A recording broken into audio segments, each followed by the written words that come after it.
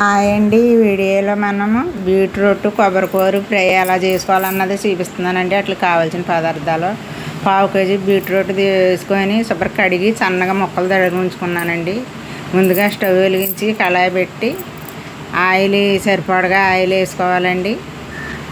దీనికి కావాల్సిన పోపులు: ఆవాలు, జీలకర్ర, మినప్పప్పు, పచ్చెనగపప్పునండి. పోపులు: ఆవాలు వేసాను, మినప్పప్పు, పచ్చెనగపప్పు, జీలకర్ర, 4 రకాల పోపులు వేసానండి. ఎల్లుల్లిపాయ రేకలు, కొంచెం ఎండుమిర్చి, ఒక 4-5 ఎండుమిర్చి, కొంచెం కరివేపాకు రబ్బ వేసి బాగా వేపుకోవాలండి.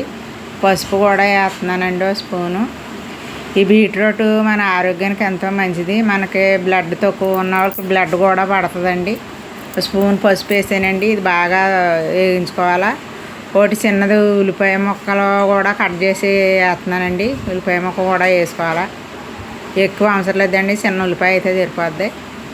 ఇవి బాగా వేగిన తర్వాత ఈ బీట్రూట్ ముక్కలు కట్ చేసి ఉంచుకున్న ముక్కలు ఇందులో వేసి బాగా కలుపుకోవడమేనండి. బీట్రూట్ వేస్తున్నాను. ఇది మనకు ఆరోగ్యానికి మంచిదండి. బ్లడ్ కూడా పడుతుంది బీట్రూట్ వల్ల. ఇది అందరూ తినొచ్చండి, చిన్నపిల్లలు, పెద్దవాళ్ళు కూడాను. స్టేట్కి తగ్గ సాల్ట్ వేస్తున్నానండి. ఇందులో కారం వేయడం లేదండి, ఓన్లీ ఎండుమిర్చి కారమే.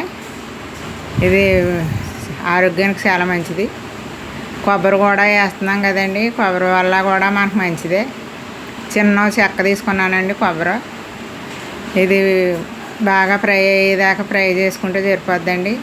ఫ్రై అయిపోయిందండి. ఇది ఇప్పుడు కలిపి కొబ్బరి వేస్తున్నానండి. చిన్న చెక్క తీసుకున్నాను నేను, అది తురుముకొని ఉంచుకున్న కొబ్బరి. ఇది వేసాక బాగా కలిపి 2 నిమిషాలు ఉంటే బీట్రూట్ కొబ్బరికూర ఫ్రై రెడీ అయిపోద్దండి. ఇది రైస్లోకి, రసంలోకి కానీ, సాంబార్లో కానీ నంచుకొని తినొచ్చండి. చపాతీలో కన్నా బాగుంటుంది. రెడీ అయిపోయిందండి బీట్రూట్ కొబ్బరికూర. మా వీడియో కానీ నచ్చినట్టయితే లైక్ చేయండి, షేర్ చేయండి, మా ఛానల్ సబ్స్క్రైబ్ చేసుకోండి.